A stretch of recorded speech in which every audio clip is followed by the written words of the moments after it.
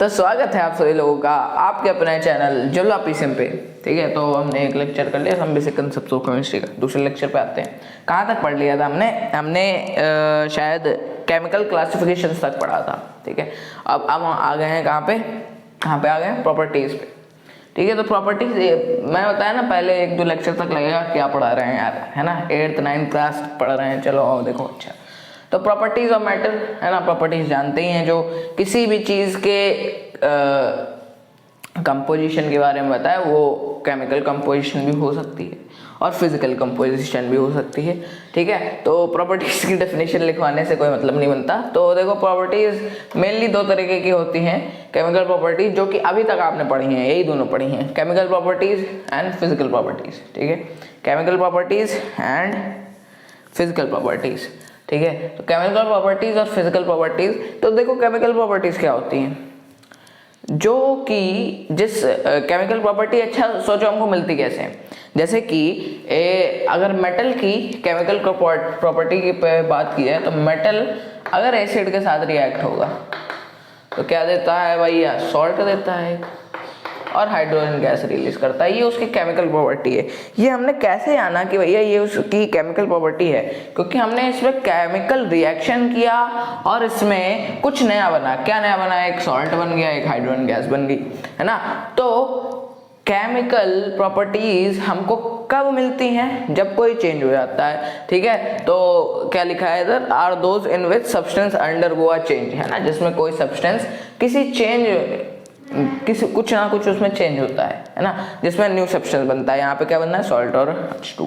ठीक है, अब देखो फिजिकल प्रॉपर्टीज क्या होती हैं। फिजिकल प्रॉपर्टी तो फिजिकल अपीयरेंस पे होती हैं भैया, है ना, कि किसका अपीयरेंस कैसा है ना, रिजिड है, फ्लूइड है, ये सब फिजिकल प्रॉपर्टीज हैं, है ना। तो जैसे कि अगर मेटल की ही फिजिकल प्रॉपर्टी की बात की जाए, तो मेटल की मैलिएबल होता है मेटल, है ना, डक्टाइल होता है, ये सब हैं। एक्सेप्शंस की बात बिल्कुल नहीं कर रहे अभी हम। चलो, अच्छा, क्या केवल दो तरीके की हो सकती हैं प्रॉपर्टीज, और दो तरीके की भी हो सकती हैं।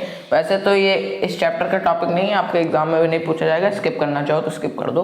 ठीक है, तो 1 मिनट लगेगा वैसे, है ना। दो और तरीके की होती है, जो कि आपको थर्मोडायनेमिक्स में पढ़ना है अभी, है ना। अभी आगे आएगा थर्मोडायनेमिक्स, उधर पढ़नी है आपको दो तरीके की और प्रॉपर्टीज। एक होती है इंटेंसिव प्रॉपर्टी,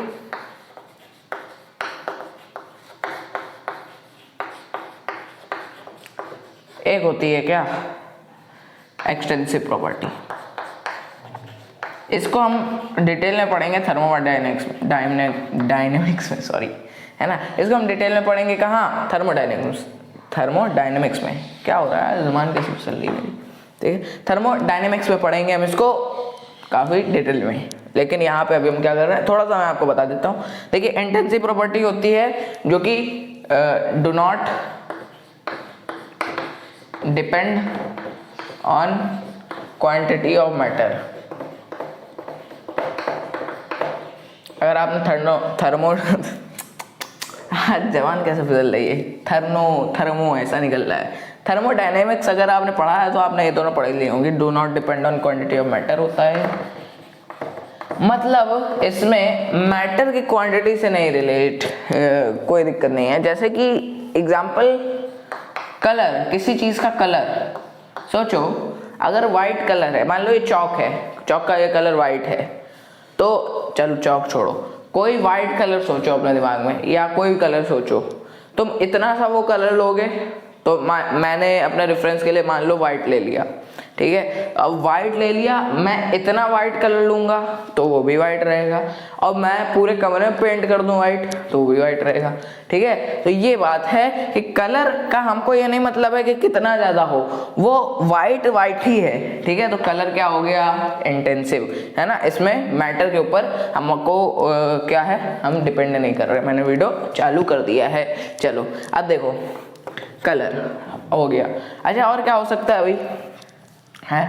अच्छा, अगर कुछ और अच्छे टर्म की बात करें तो रिफ्रैक्टिव इंडेक्स हो सकता है, इंटेंसिव। सोचो, अच्छा सोचो, रिफ्रैक्टिव इंडेक्स कैसे इंटेंसिव हो सकता है। अरे भाई, ग्लास, इतना बड़ा ग्लास, है ना, या कह लो एयर, है ना। एयर तुम एक गुब्बारे में भर लो और एयर पूरे एक एटमॉस्फेयर में। अब उस गुब्बारे में जो एयर भरी है उसका रिफ्रैक्टिव इंडेक्स, एयर का रिफ्रैक्टिव इंडेक्स आप जानते हैं कि 1 होता है अप्रोक्सीमेट, है ना। तो एयर का रिफ्रैक्टिव इंडेक्स जब 1 होता है तो वो गुब्बारे में भरी हुई एयर का भी रिफ्रैक्टिव इंडेक्स 1 है ना। और जो पूरे एटमॉस्फेयर में हवा है उसका भी रिफ्रैक्टिव इंडेक्स 1 है। अगर कोई ग्लास स्लैब है मान लीजिए और इसका जो रिफ्रैक्टिव इंडेक्स है मान लेते हैं x, और इतना बड़ा ग्लास स्लैब का अगर x है तो अगर ये इसी प्रॉपर्टी का ग्लास स्लैब इतना छोटा ले लिया जाए तो उसका भी रिफ्रैक्टिव इंडेक्स x ही तो होगा, है ना। तो इससे हमको इसमें मतलब नहीं है हमको रिफ्रैक्टिव इंडेक्स देखने में कि कौन चीज कितनी बड़ी है ना। तो रिफ्रैक्टिव इंडेक्स भी क्या होगा, उतना ही होगा जितना इतना ही बड़े का है उतना ही इतने बड़े का होगा। तो रिफ्रैक्टिव इंडेक्स भी क्या है, इंटेंसिव प्रॉपर्टीज में आ जाएगा किसी भी सब्सटेंस की, है ना। और क्या आ सकता है, क्या मेल्टिंग पॉइंट भी आ सकता है, मेल्टिंग पॉइंट और बॉइलिंग पॉइंट दोनों ले लो, है ना। बॉइलिंग पॉइंट अब जगह भी नहीं बची, फिर बताएंगे एक्सप्लोर। चलो अब देखो मेल्टिंग पॉइंट और बॉइलिंग पॉइंट कैसे आ सकता है।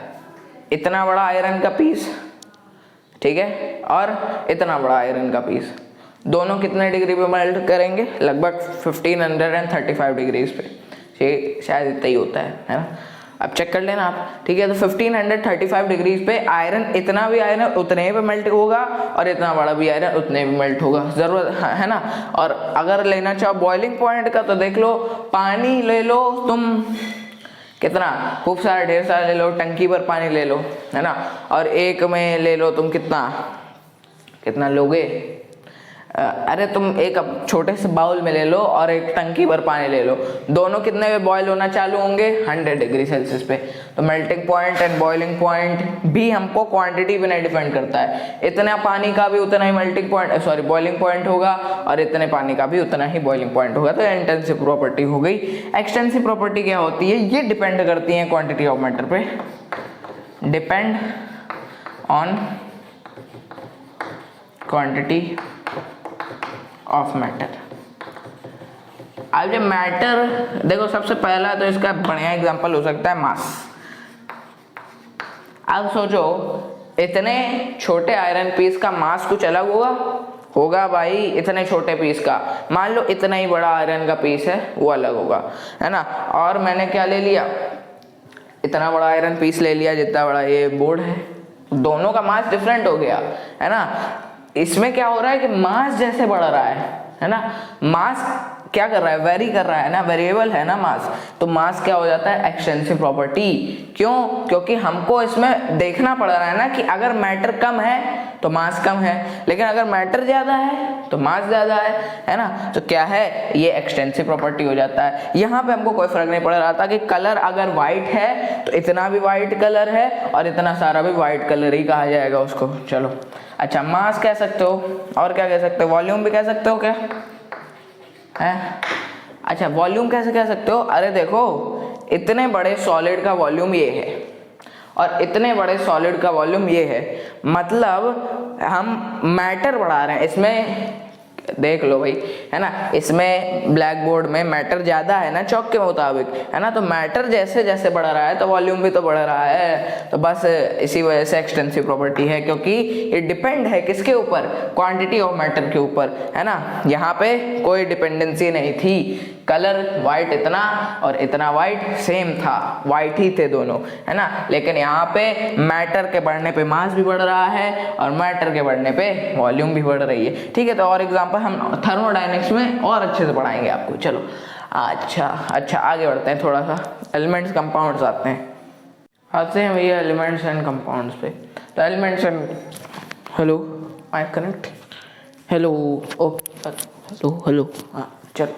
एलिमेंट जो होते हैं वो किस में होते हैं, सिंपल सब्सटेंस में डिवाइड नहीं किए जा सकते। जैसे कि आप प्योर गोल्ड ले लो, अब प्योर गोल्ड की रॉड नहीं बोल सकता क्योंकि प्योर गोल्ड बड़ा वैल्यूएबल होता है। तो अगर आप ले लो एक प्योर आयरन की रॉड मान लो, ठीक है, क्योंकि वैसे आयरन जो होता है वो रिएक्ट कर जाता है जल्दी और ऑक्साइड बना लेगा तुरंत अपना, है ना, तुरंत कोरोजन हो जाएगा। इसलिए मान लेते हैं कि कुछ इसमें अभी ऑक्सीडेशन नहीं हो रहा है, प्योर आयरन है, ठीक है। अब जो ये आयरन है, ठीक है, अब ये जो आयरन है इसका इतना बड़ा रॉड है, अब इसको खूब तोड़ लो, छोटे से भी छोटा हिस्सा कर लो, मान लो इधर से इतना निकला उसको भी तोड़ा, इधर से इतना निकला उसको भी तोड़ा, और छोटा हिस्सा करते करते करते जाओ तो तुमको केवल आयरन Fe ही मिलेगा। मतलब क्या है, इसको हम तोड़ नहीं सकते और किसी चीज में, है ना, इसको हम तोड़ नहीं सकते, इसको और सिंप्लीफाई नहीं कर सकते। Fe को जितना तोड़ोगे Fe ही मिलेगा। चलो, है ना, pure substance with one kind of atom. अब देखो ये जो डेफिनेशन है ये मैंने इसलिए लिखी है क्योंकि मेरे ख्याल से ये डेफिनेशन पहले वैलिड हो सकती थी लेकिन अब वैलिड नहीं होगी। क्यों? क्योंकि आइसोटोप्स आ गए ना, है ना, आइसोटोप्स आ गए। फेरिक मतलब आयरन फर्स्ट है, आयरन सेकंड है, आयरन थर्ड भी है भाई। तो सोचो इन तीनों की बात हो रही है, तो मेरे ख्याल से ये डेफिनेशन होनी चाहिए कि जिसका फिक्स्ड एटॉमिक नंबर हो और जो हमारी टेबल है पीरियोडिक टेबल वहाँ पे भी वो क्या हो, एक फिक्स्ड पोजीशन पे हो, तो वो एलिमेंट्स हैं। मेरे ख्याल से ये होनी चाहिए डेफिनेशन, लेकिन बुक्स में दी नहीं रहती है। ये दोनों दी रहती है, आपको नंबर चाहिए तो नंबर पूरे मिल जाएंगे, कोई दिक्कत नहीं है उसमें, है ना। अब मेरे ख्याल से आप ये वाले लिखोगे तो ज़्यादा अच्छी रहेगी। चलो अच्छा, 118 120 ऐसे लगभग एलिमेंट हम पा चुके हैं, है ना। और एलिमेंट्स के बारे में आप खूब जानते हो, ठीक है, एलिमेंट्स के बारे में आप खूब जानते हो, है ना। एलिमेंट जो होते हैं वो मेटल्स में और नॉन मेटल्स में डिवाइड हो जाते हैं। मेटल्स, नॉन मेटल्स, ये हैं इनके टाइप्स, एलिमेंट्स के टाइप्स। वैसे अभी कंपाउंड भी एडिंग है, कंपाउंड अभी हम रुक जाओ पढ़ते हैं, पहले एलिमेंट्स ही पढ़ देते हैं। ज़रा एक सेकेंड, कंपाउंड अभी हटाओ ही, ठीक है। तो एलिमेंट्स में मेटल्स, नॉन मेटल्स आ जाते हैं, क्योंकि मेटल भी प्योर है ना, मेटल भी तो प्योर है, Fe प्योर है, एक ही तो एलिमेंट है ये, है ना। नॉन मेटल्स में आओ, सल्फर प्योर है, ठीक है, तो Fe प्योर है, सल्फर प्योर है, मेटल नॉन मेटल दोनों एलिमेंट्स ही तो हैं, है ना। अब एलिमेंट तुम खूब ले सकते हो, hydrogen, helium, lithium, beryllium, boron, carbon, nitrogen, fluorine, neon, कितने सारे हैं, ठीक है। तो एलिमेंट्स ये सब जो हैं वो क्या है, सिंपलर सब्सटेंस में नहीं डिवाइड होते हैं, और क्या है, मेटल्स, नॉन मेटल्स में डिवाइड हो जाते हैं। हाँ, ये एक और चीज़ नहीं लिखी मैंने अभी, कि आप मेटल को जितना भी तोड़ दो, उसकी छोटी सी छोटी कंपोजिशन में भी तोड़ दो, मतलब क्या है, आयरन का आप इतना टुकड़ा ले लो और चाहे इतना टुकड़ा ले लो, है ना, दोनों एसिड के साथ रिएक्ट होकर हाइड्रोजन गैस निकालेंगे। मतलब यहाँ पे क्या होता है कि छोटी से छोटी यूनिट भी सेम प्रॉपर्टी शो करती है, बड़ी से बड़ी यूनिट भी सेम प्रॉपर्टी शो करती है। तो प्रॉपर्टी जो होती है वो चेंज नहीं होती है, property does not change on breaking them, है ना। जब इनको तोड़ो, वैसे तोड़ने पे यही चीज़ मिलेगी, लेकिन अगर तोड़ो और तोड़ो तो प्रॉपर्टी जो होती है चेंज नहीं होती हैं, ठीक है, सेम रहती हैं। मतलब अगर इतना बड़ा आयरन है और इतना बड़ा आयरन है तो इससे भी इलेक्ट्रिसिटी पास होगी और इससे भी इलेक्ट्रिसिटी पास होगी, ठीक है। चलिए एलिमेंट्स को हमने देखा है। अच्छा, मेटल नॉन मेटल्स के बारे में चलो देखते हैं, प्रॉपर्टी देख लेते हैं यार जल्दी से। आओ भाई, मेटल्स एंड नॉन मेटल्स के बारे में कुछ प्रॉपर्टी देख लेते हैं। लस्ट्रस होते हैं, है ना, जो प्रॉपर्टी याद आ रही है वो कर लेते हैं। लस्ट्रस होते हैं, ठीक है। ये क्या होते हैं, they are not lustrous.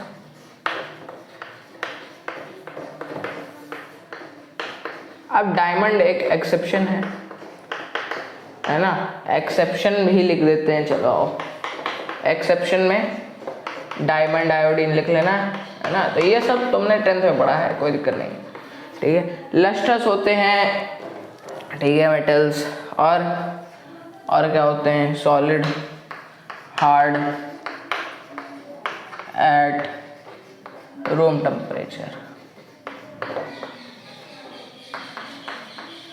Although फिर से इसमें एक्सेप्शन है, एक्सेप्शन इसमें है, ठीक है। क्या है, सोडियम, हम सिंबल लिख रहे हैं, सोडियम, पोटेशियम, ये दोनों क्या होते हैं, नाइफ से कट किए जा सकते हैं, है ना, हार्ड नहीं होते हैं। और बात की जाए मरकरी की, है ना, तो मरकरी सॉलिड नहीं होता है, ठीक है, तो मरकरी मतलब Hg, है ना, एक्सेप्शन है, ठीक है, तो आप लोगों को पता ही है, ठीक है। लस्ट्रस होते हैं, अभी हम फिजिकल प्रॉपर्टी की बात कर रहे हैं, केमिकल की नहीं बात कर रहे हैं, वरना है ना, चलो अच्छा कर ही लेते हैं एक दो की, तो वैसे सब पता ही होंगे। मेटल ऑक्साइड्स आर बेसिक, ठीक है, ये बेसिक होती हैं, ठीक है। अच्छा इधर भी तो लिखना है, ये जो होते हैं ये सॉलिड भी होते हैं, ये लिक्विड भी होते हैं, और ये गैस भी होते हैं, ठीक है, ये सब तरीके के होते हैं। और ये बेसिक, ये acidic, non metal oxide are acidic. अच्छा ये जो होते हैं good conductors of heat comma electricity, ये क्या होते हैं, हीट और इलेक्ट्रिसिटी के अच्छे कंडक्टर होते हैं, है ना, ये नहीं होते हैं, है ना, bad conductors of heat comma electricity oblique electricity, ठीक है। अब देखो इसमें भी गुड कंडक्टर्स में एक मरकरी आ जाता है, मरकरी अच्छे से कंडक्ट नहीं करता लेकिन वो इतना नहीं है। हाँ इधर एक्सेप्शन आ जाता है ग्रेफाइट। अब ऐसे तो एक्सेप्शन इधर भी आ जाएगा, मेटल ऑक्साइड जैसे एल्युमिनियम ऑक्साइड है वो एम्फोटेरिक ऑक्साइड होता है ना, तो वो कितना लिखवा दें यार, है ना। एल्युमिनियम जो होता है वो एम्फोटेरिक ऑक्साइड होता है, वो बेसिक नेचर भी शो करता है ना, बेसिक नेचर भी शो करता है, एसिडिक भी शो करता है ना। तो अगर चाहो तो लिख सकते हो इसमें एक्सेप्शन एल्युमिनियम एंड जिंक, है ना, दो हैं, एल्युमिनियम एंड जिंक दो हैं, Al एंड जिंक, ये दोनों एम्फोटेरिक ऑक्साइड्स होते हैं। चलो इसको छोड़ो अभी तो, ठीक है। चलो ये दोनों एसिडिक बिहेवियर भी शो करते हैं और बेसिक बिहेवियर भी शो करते हैं। ये गुड कंडक्टर्स तो हो गए इलेक्ट्रिसिटी हीट के। अच्छा अब क्या होगा कि ये हाइड्रोजन गैस भी रिलीज करते हैं H2 when reacted with acids, ठीक है, एसिड्स के साथ रिएक्ट होकर क्या निकालेंगे, हैं, एसिड्स के साथ रिएक्ट होके ये हाइड्रोजन गैस निकालते हैं। और बहुत सारी प्रॉपर्टी हो सकती है इनका। मेल्टिंग पॉइंट हाई होता है, melting point is high, air non metal को नहीं दिख रहा है, इनका मेल्टिंग पॉइंट लो होता है।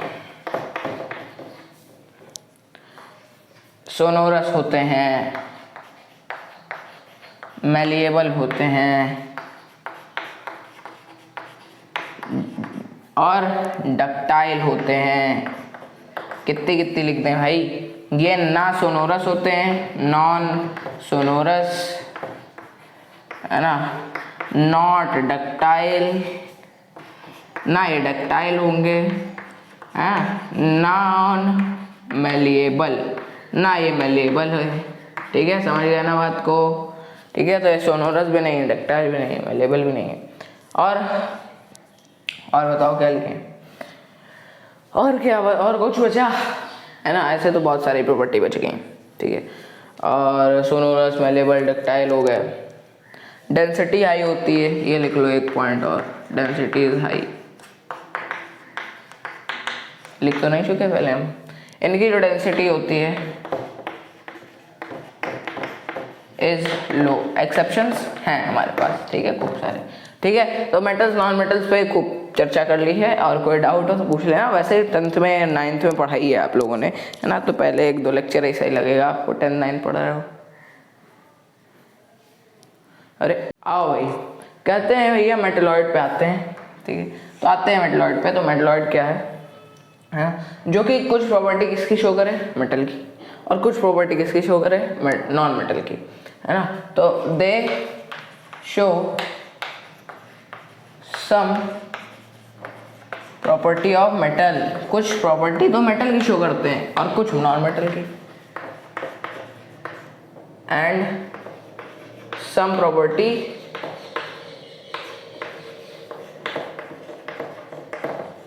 ऑफ नॉन मेटल्स,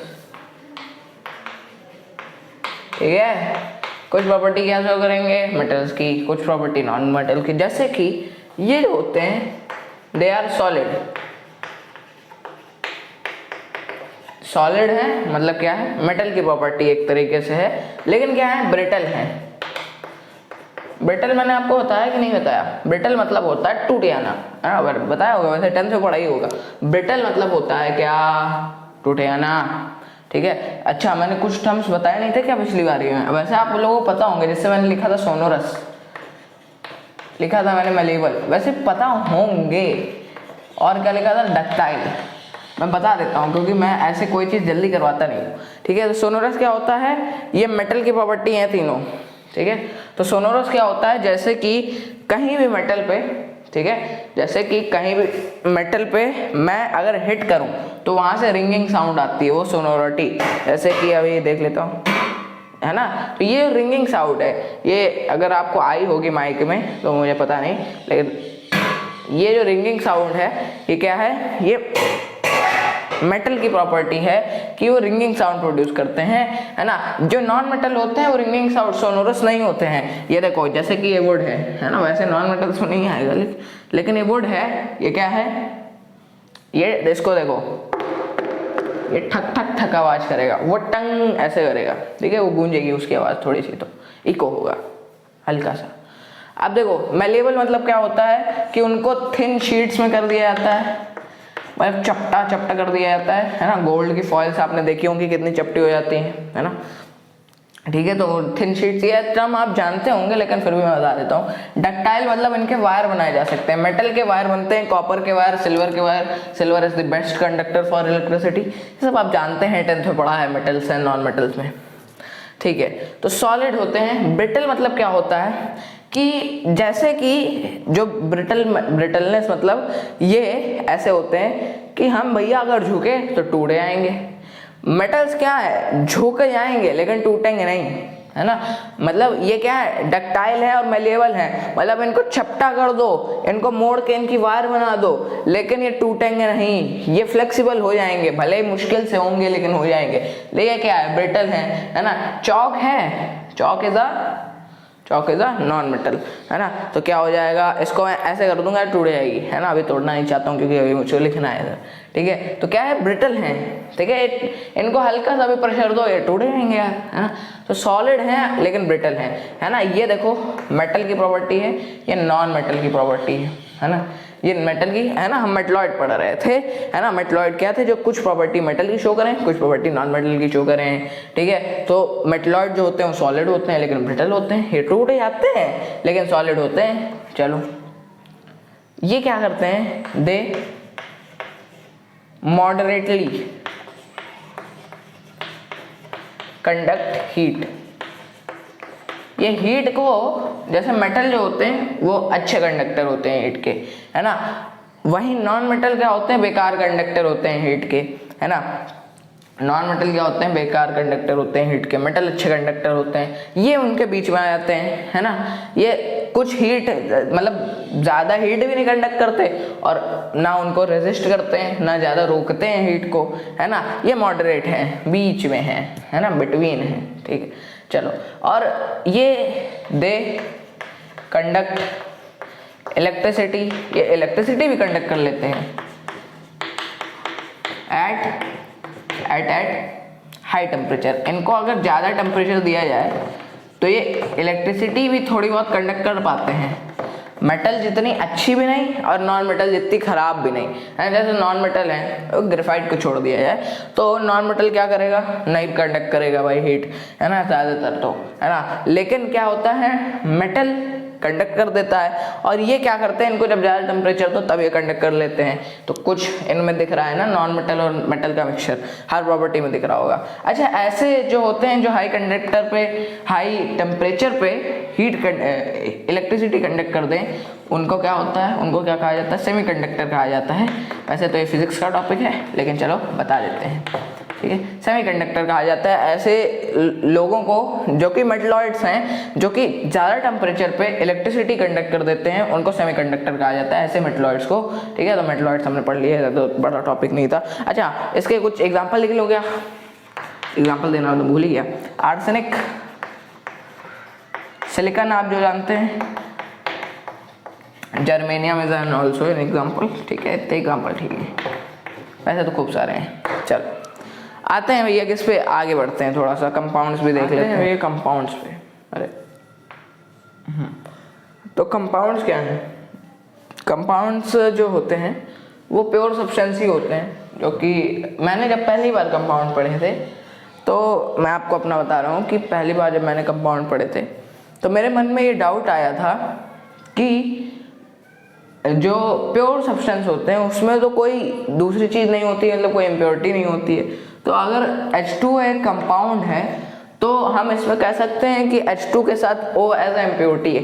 ये मेरा पर्सनल डाउट था जब मैंने पहली बार ये टॉपिक पढ़ा था, फिर क्लियर हो गया वो डाउट, है ना। तो कंपाउंड्स क्या होते हैं? कंपाउंड्स वो चीज़ें होती है जो दो से या दो से ज़्यादा चीज़ों से, है ना, वैसे तीन भी होते हैं कुछ कंपाउंड, है ना, जैसे CH3 COOH क्या है, एसिटिक एसिड है, एसिटिक एसिड है या इथेनॉइक एसिड कहते हो, चलो उसको छोड़ो अभी, छोड़ो।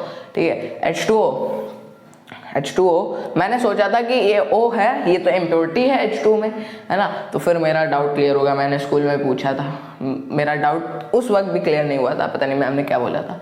ठीक है, तो प्योर सब्सटेंस क्या थे, जो कि क्या थे, जिनमें इम्प्योरिटी ना हो, है ना। ये भी प्योर सब्सटेंस है, इनमें क्यों इम्प्योरिटी नहीं होती, ये कंबाइन किए जाते हैं, ये एलिमेंट से ही बनते हैं, है ना, एलिमेंट से ही बनते हैं। H2 और O से हमको मिल गया H2O, कुछ केमिकल प्रोसेस हुई जिससे ये दोनों मिल गए, है ना, H2O बन गए, है ना। इन दोनों को अलग भी कर सकते हैं इलेक्ट्रिसिटी पास करा के, है ना। तो ये क्या होते हैं, दो एलिमेंट, ये दो से ज़्यादा, है ना, और चार वाले तो काफ़ी रेयर होते हैं, है ना। दो या दो से ज़्यादा एलिमेंट से जो बन जाए वो क्या होते हैं, कंपाउंड्स होते हैं। ठीक है, तो कंपाउंड्स, मेरा जो डाउट था वो मैं आपको आज बताऊंगा। ठीक है, मेरा जो पर्सनल डाउट था, ठीक है, कि H2O में क्या O एक इम्प्योरिटी नहीं है H2 में? नहीं भाई, O जो है वो इम्प्योरिटी थोड़ी है। O जो है, देखो इसमें मेन जो काम क्या है कि ये फिक्स्ड प्रोपोर्शन में होते हैं, है ना। जैसे कि H2O है, अगर लिखूं H2O, तो H2O में हाइड्रोजन का मास कितना है, 1 × 2 है ना, और ऑक्सीजन का मास कितना है, 16 है। क्या ऑक्सीजन का 16 होता है ना एक एटम का। ठीक है, तो ये क्या है, 2:16 या कह लो 1:8 इस फिक्स्ड प्रोपोर्शन में होते हैं भाई, समझे क्या, इस फिक्स्ड प्रोपोर्शन में होते हैं क्या, कंपाउंड्स, है ना। किसी H2O का कोई भी मॉलिक्यूल ले लो, वो हमेशा क्या होगा, किस फिक्स्ड प्रोपोर्शन में होगा, 1:8 में, समझ गए।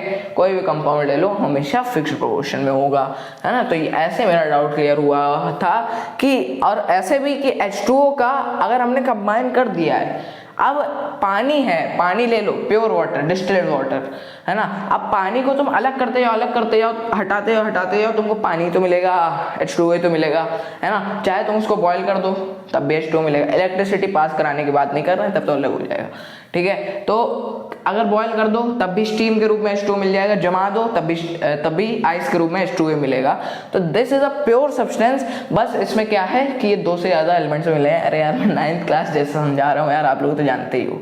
ठीक है, अच्छा हाँ, इसमें एक और चीज़ है जो कि आप पहले पढ़े हो, क्या कि इसमें जो होती है प्रॉपर्टीज़ वो बिल्कुल चेंज हो जाती हैं, है ना। जो दो हम लेते हैं, इंग्रेडिएंट्स लेते हैं, उनसे प्रॉपर्टी अलग चेंज हो जाती है। जैसे कि अगर H2O है तो ये किससे मिला है, ये किससे मिला है भाई, हमको H2 से मिला है और O2 से मिला है। अरे भैया, H2O जो है वो कैसे मिला है, H2 + O2 से ही तो मिला है। बैलेंस अभी नहीं कर रहा हूँ, लो कर दिया। अच्छा ठीक है, तो क्या है कि H2O जो है वो हमको H2 + O2 से मिला है। अब यहाँ पे देखो, जो हाइड्रोजन है वो भी आग लगाता है, हाइड्रोजन में देखो पॉपिंग साउंड के साथ फम में से फूटता है, और ऑक्सीजन जो है वो तो मेन इंग्रेडिएंट है, इसके बिना आग लग नहीं सकती।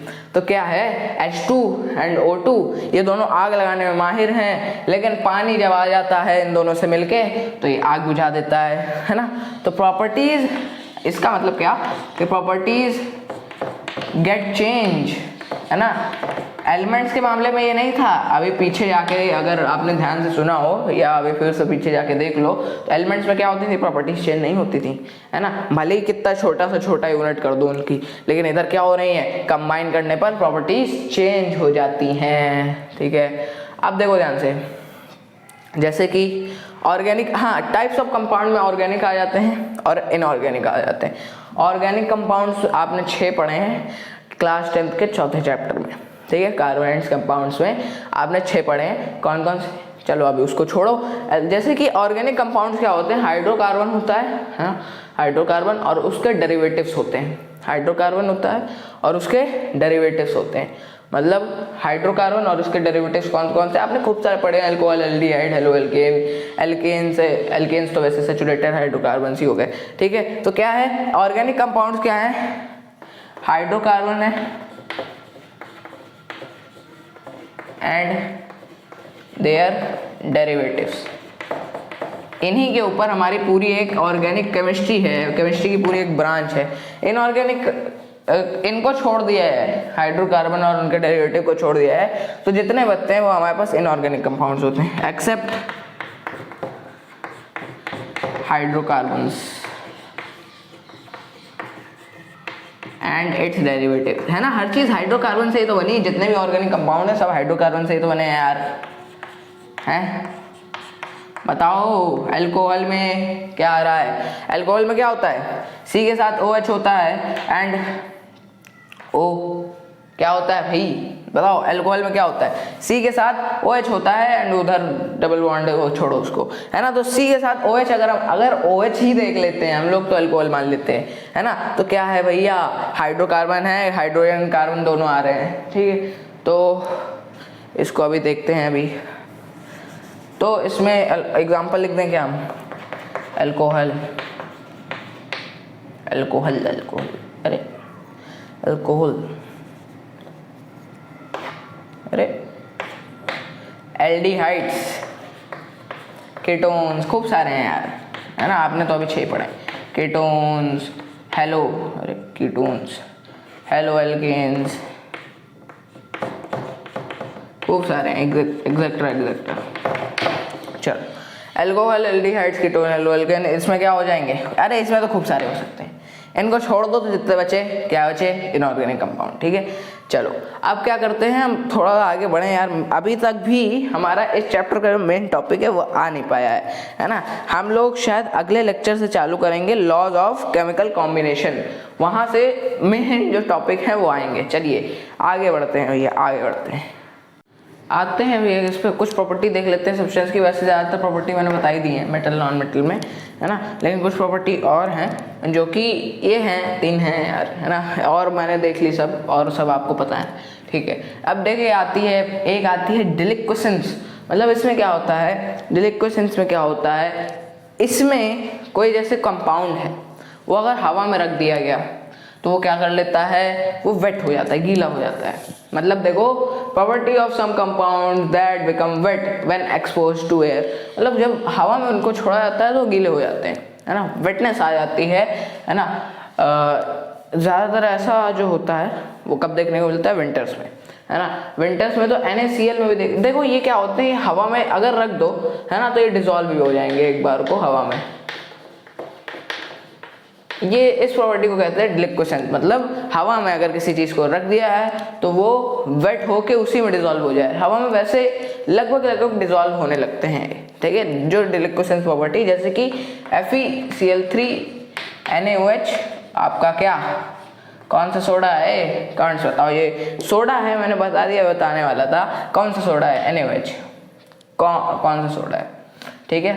जिसने सही बताया उसके कमेंट को पिन किया जाएगा, ठीक है। FeCl3 और NaOH और MgCl2 भी इसका एग्जाम्पल है, ठीक है। ये सबको अगर हवा में रख दो तो हवा में डिजॉल्व हो जाएंगे, या तो लगभग डिजॉल्व होने लगेंगे या वेट हो जाएंगे, ठीक है। NaCl जो होता है, तुमने देखा होगा कि जाड़ों में जब नमक रखा जाए, खुली हवा में रख दिया जाए तो वो क्या हो जाता है, वेट हो जाता है। लेकिन इसका मतलब ये नहीं है कि वो डिलिक्वेसेंस शो कर रहा है ना। NaCl में एक इम्प्योरिटी होती है, ऑब्वियसली रिफाइनिंग जो होती है NaCl की, NaCl देखिए जो प्योर NaCl है उसमें केवल Na और Cl होता है, लेकिन जो हमारे घर में NaCl है, जो कॉमन सॉल्ट बोल रहे हैं हम लोग, उसमें MgCl2 एज अ इम्प्योरिटी होता है, उसमें आयोडीन भी एज अ इम्प्योरिटी होता है, MgCl2 भी उसमें इम्प्योरिटी होती है। और MgCl2 क्या है? डिलिक्वेसेंट कंपाउंड है, समझ गए क्या? MgCl2 ये प्रॉपर्टी शो करता है और NaCl में इसकी मौजूदगी होने की वजह से ये भी ये प्रॉपर्टी शो करने लगता है, ठीक है। तो जो ऐसी प्रॉपर्टी शो करे उनको क्या कहते हैं? क्या कहेंगे? देखो डिलिक्वेसेंट कहेंगे। ये डिलिक्वेसेंस जो शो करें उनको क्या कहेंगे? डिलिक्वेसेंट। अच्छा, अब एक और प्रॉपर्टी आती है एफ्लोरेसेंस। एफ्लोरेसेंस में क्या होता है? जो कि आपके क्रिस्टलाइन सॉलिड्स होते हैं या क्रिस्टलाइन सब्सटेंस होते हैं, जैसे कि CuSO4 है ना, जिनके पास क्या होता है? Water of crystallization. जैसे CuSO4 में 5H2O होता है ना। ये जो 5H2O है, ये क्या है? Water of crystallization. ये क्रिस्टल फॉर्म में होता है, ठीक है, ये वाटर ऑफ क्रिस्टलाइजेशन है, ठीक है। जो ऐसे जितने भी सब्सटेंस मिल रहे हैं उनमें वाटर ऑफ क्रिस्टलाइजेशन है, जो आगे आपका H2O लगा है ना, कितने भी वाटर मॉलिक्यूल हों, ठीक है। तो जो क्रिस्टलाइन सब्सटेंस होते हैं, अगर ऐसे क्रिस्टलाइन सब्सटेंस कि उनको हवा में रखने के बाद वो अपने जो वाटर मॉलिक्यूल हैं वो खो दें, तो मतलब वो कैसी प्रॉपर्टी शो कर रहे हैं? एफ्लोरेसेंस की प्रॉपर्टी शो कर रहे हैं। CuSO4 भी शो करता है ना। ये इसको अगर हवा में छोड़ दिया जाए तो 5H2O गायब हो जाएगा, CuSO4 बच जाएगा, एनहाइड्रस CuSO4 बच जाएगा, Na2CO3।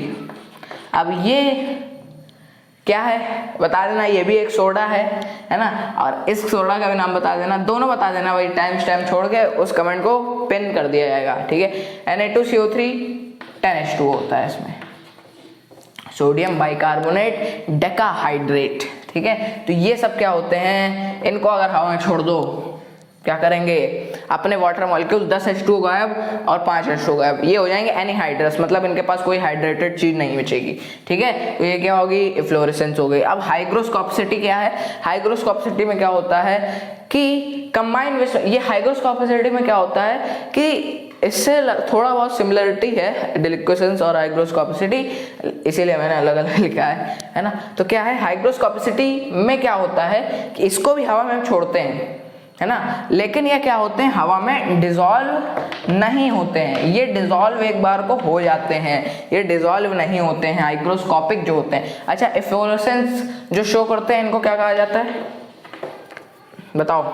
जैसे कि जो डिलिक्वेसेंस शो कर रहे थे उनको डिलिक्वेसेंट कहा जा रहा था, तो इनको एफ्लोरेसेंट कहा जाएगा।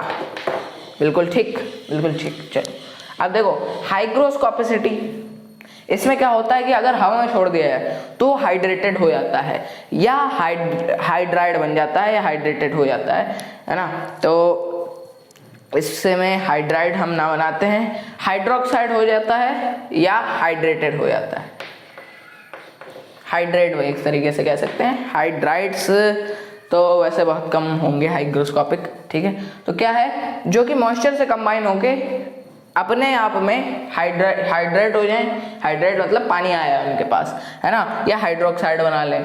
जैसे कि एक CaO है, बहुत खूब जानते हैं आप इसको, क्विकलाइन, ठीक है, CO है। और आपका जो कॉपर सल्फेट है जिसमें मॉलिक्यूल नहीं है वाटर के, जैसे इधर थे ना 5 मॉलिक्यूल, उधर इधर नहीं है, एनहाइड्रस है ना। और Na2CO3 भी ले लो, इनको हवा में छोड़ो, एनहाइड्रस, जब वाटर मॉलिक्यूल ना हो, जब होंगे तो भैया उड़ जाएंगे, लेकिन जब नहीं होंगे तो जैसे कि CuSO4 हो जाएगा, वो हाइड्रेट हो जाएगा, है ना, 5H2O में, ठीक है।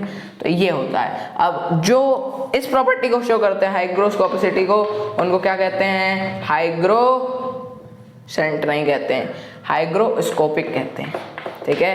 तो डिलिक्वेसेंस में क्या होता है कि हवा में छोड़ दो तो डिसॉल्व हो जाएंगे हवा में, है ना, डिसॉल्व हो जाएंगे हवा में, ठीक है, या वेट हो जाएंगे, ठीक है। एफ्लोरेसेंस में क्या होता है कि अपना वाटर मॉलिक्यूल छोड़ देंगे, कब? हवा में छोड़ दो तब, ठीक है। इसमें क्या होता है? हाइग्रोस्कोपिसिटी में हवा छोड़ दो तो हवा में डिसॉल्व तो नहीं होंगे, लेकिन वाटर मॉलिक्यूल इकट्ठा करके हाइड्रोक्साइड्स या हाइड्रेट्स बना लेंगे, है ना। ये अपना हाइड्रोक्साइड बना लेता है, ठीक है, कैल्शियम हाइड्रोक्साइड जिसको कहते हैं, ठीक है। तो अब हम बढ़ते हैं किस पे? आगे बढ़ते हैं, चलो। हाँ, आते हैं इस पे मिक्सचर्स पे। अभी तक हमने प्योर सब्सटेंस पढ़े, ठीक है, अब मिक्सचर्स पे आते हैं। ठीक है, मिक्सचर क्या है? जिसमें 2 से ज़्यादा सब्सटेंस हो, है ना, और वो फिक्स्ड प्रोपोर्शन में ना हो, है ना। ऐसे तो 2 से ज़्यादा सब्सटेंस हो किसमें भी थे, कंपाउंड्स में भी थे, लेकिन वो फिक्स्ड प्रोपोर्शन में थे, इसमें फिक्स्ड प्रोपोर्शन में नहीं। ठीक है, अब आप कह सकते हो कि भैया हम क्या करें, हमने लिया भैया नींबू पानी और हमने 2 चम्मच चीनी डाली और 2 चम्मच, 2 नहीं, 1 चम्मच चीनी डाली, एक और आधा चम्मच नमक डाल दिया, है ना, और आधा नींबू डाला, है ना, तो हमारी तो कंपोजिशन फिक्स्ड है भाई, है ना। हमने 2 गिलास बनाए, दोनों गिलास में एक काम किया, मान लेते हैं आपके हिसाब से कंपोजिशन फिक्स्ड है। लेकिन क्या दुनिया भर में जितने भी लोग होंगे वो क्या यही काम करेंगे कि इतना इतना जितना आप डाल रहे हो उतना वो लोग भी डालेंगे, है ना। तो बस यही है, H2O में दुनिया भर का कोई भी किसी से पूछ लो 1:8 होगा उनका मास का प्रोपोर्शन, लेकिन इसमें क्या होगा, मिक्सचर में अलग अलग प्रोपोर्शन हो सकता है। तो यही बात है कि मिक्सचर क्या होते हैं, 2 से ज़्यादा बने हैं लेकिन प्रोपोर्शन फिक्स्ड नहीं है भैया, मेरा कुछ और है आपका कुछ और है। ठीक है, चलो अब देखिए, there are 2 types of mixture, 2 तरह के मिक्सचर होते हैं, है ना। क्लास 9th का कौन सा चैप्टर, दूसरा चैप्टर याद आ रहा है क्या?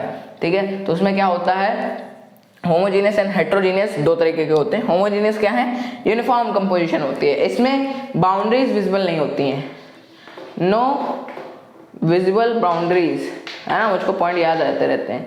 इसमें बाउंड्रीज जो होती हैं विजिबल नहीं होती, बता नहीं सकते हो कि इसमें ये मिला है, ठीक है। अरे भैया जैसे कि इसके एग्जाम्पल से पता चला जाए, एग्जाम्पल से एलॉयज, आपकी मम्मी या पापा जो रिंग पहने हो या जो ज्वेलरी पहने हो, तो क्या आप बता सकते हो कि उस ज्वेलरी में कहीं ना कहीं सिल्वर और कॉपर भी मिले? आपको लग रहा गोल्ड है, प्योर गोल्ड थोड़ी है वो, कुछ ना कुछ मिला ही है, क्योंकि प्योर गोल्ड बहुत सॉफ्ट होता है, ऐसे करने में टूट जाएगा, मतलब मुड़ जाएगा, स्ट्रेच हो जाएगा। ठीक है, तो एलॉयज क्या है, एलॉयज भी होमोजेनियस मिक्सचर है क्या? जो आप शुगर सोल्यूशन बोल रहे हो वो भी होमोजेनियस है क्या? हाँ, क्योंकि उसमें पता चल जाएगा कि शुगर मिली है, कहीं दिख रही है अगर अच्छे से घोल दिया है तो। अच्छा, salt solution is also homogeneous, उसमें भी नहीं पता चल रहा है। ठीक, चलिए अब क्या है कि ये सब हो गया होमोजेनियस। और कुछ बात होगी कि माइक्रोस्कोपिक लेवल तक, हाँ हमको और अच्छे से भी नहीं दिख सकता, हम माइक्रोस्कोपिक लेवल तक एक बार को देख सकते हैं कि हाँ ये है। सिंगल फेस होता है, सिंगल फेस मतलब, सिंगल फेस का मतलब यही समझ लो अभी के लिए कि इसमें बाउंड्रीज विजिबल नहीं होती, हम अलग अलग नहीं कर सकते। ठीक है, आइसोट्रोफिक, ये आइसोट्रोफिक होते हैं, ये इंपॉर्टेंट पॉइंट, ये जो आपने क्लास 9th में नहीं पढ़ा था। आइसोट्रोफिक का मतलब क्या होता है भाई जल्दी बताओ। आइसोट्रोफिक का मतलब होता है कि इनका जो फेस होता है वो क्या होता है, सिंगल होता है। आइसोट्रोफिक मतलब ये क्या होते हैं कि किसी भी हिस्से में आप चले जाओ इसके, मतलब जैसे कि होमोजेनियस मिक्सचर है, कैसे बताऊं आपको आइसोट्रोफिक, जैसे कि आपने अच्छे से शुगर सॉल्यूशन बनाया है, नींबू पानी मान लो अच्छे से बनाया है, तो आप इतना बड़ा ग्लास है आपका, आप इस कोने से 1 चम्मच उठाओगे तो भी वही स्वाद आएगा और इस कोने से 1 चम्मच उठाओगे तो भी वही स्वाद आएगा। तो ये इसका मतलब ये आइसोट्रोफिक है, मतलब हर एक जगह, इट मींस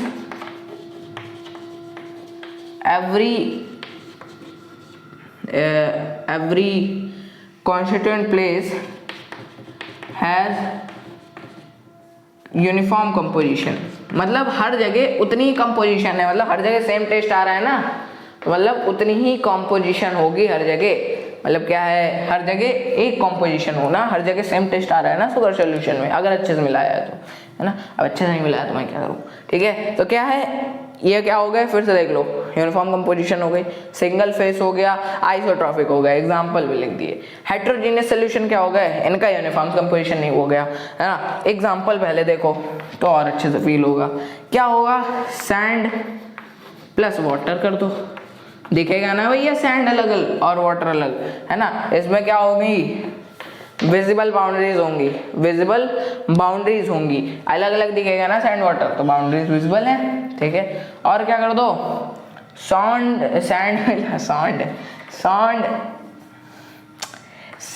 प्लस वाटर कर दो, उसमें ऑयल भी मिला दो।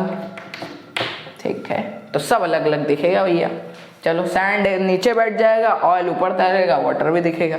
चलो अब देखो हेटेरोजीनियस में क्या है, यूनिफॉर्म कंपोजिशन नहीं है, ठीक है। अब क्या है, इट कैन हैव 2 और मोर फेसेस, फेसेस खूब सारे, जैसे कि इधर 2 हैं, इधर 3 है, 3 फेस अलग अलग दिख रहे हैं, ठीक है। और एनीस्ट्रॉफिक है, जो कि यहाँ पे आइसोट्रॉफिक है, उसी का अपोजिट एनीस्ट्रॉफिक हो गया, है ना। मतलब क्या होता है कि आप देखोगे कि जब इस वाले सोल्यूशन में तो ऑयल जो होगा वो सबसे ऊपर रहेगा, वाटर जो होगा वो बीच में आपको दिखेगा क्योंकि नीचे सैंड बैठ जाएगा जाके, है ना।